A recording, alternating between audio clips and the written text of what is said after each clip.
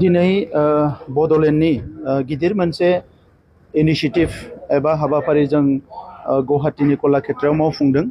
बेनो जाहैबाय जोंनि बड'लेण्डआव जेसेबां हारि माहारि दङ बिथांमोननि रावखौ प्रिजार्भ खालामनो थाखाय मोनसे 1001 वर्ड आरो 1001 सेन्टेन्सेस बेखौ लानानै मोनसे लेखा बड'लेण्ड स्पिक्स होननानै लेखा मोनसे बर'नाय जादों। बेवहाय 18 गुबुन गुबुन हारिनि राव दङ।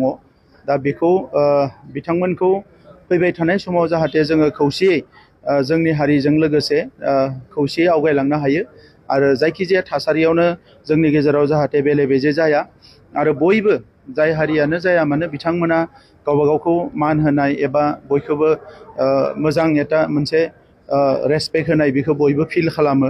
दा बेखौनो नोजोर बोनानै बे हाबाफारिखौ लानाय जादों।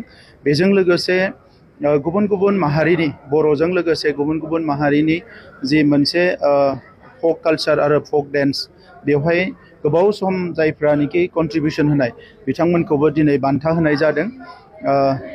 Bodoland life time achievement award होननानै बे गिबि खेबनि थाखाय जादों आरो बियो बोसोरफ्रामबो जागोन।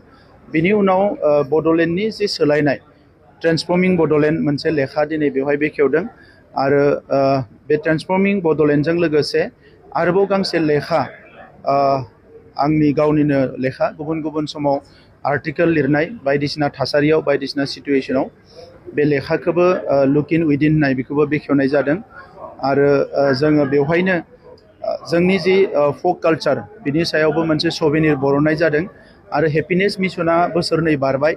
बे हेपिनेस मिशनाव गासैबो हारि माहारिनि भलेन्टियार्सफोर एक्टिभिस्टफोर संगठनफोर गासैखौबो लाखाना गोबां रोखोमनि हाबाफारि लानाय जादों जायजों जोङो हारि माहारिनि दुखु खैफोद एबा बिथांमोननि रागा जोंनाय बायदिसिना थासारिफोरखौ जाहाथे रिजल्भ खालामनो हायो। दा बेनिबो सायाव मोनसे सभिनिर बर'नाय जादों आरो दिनै आसामनि चिफ मिनिस्टार बिथाङा गाहाय आलासि महरै बाहागो लाफैनानै बे हाबाफारिखौ जाफुंसार होदों।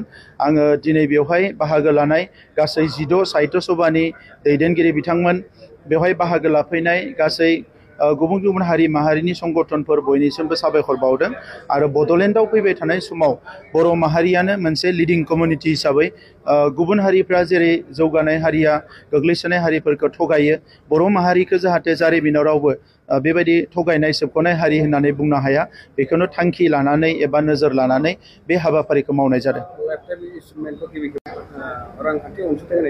50,000 होनाय जादों आरो लाइफ टाइम एचिभमेन्टखौ जाय जाय हारिया दिनै फक कालचार आरो फक डेन्स दङ बिथांमोननोनो होनाय जादों। गासै 13 जों बेवहाय सिलेक्ट खालामनाय जादों आरो बिथांमोननोनो होनाय जादों।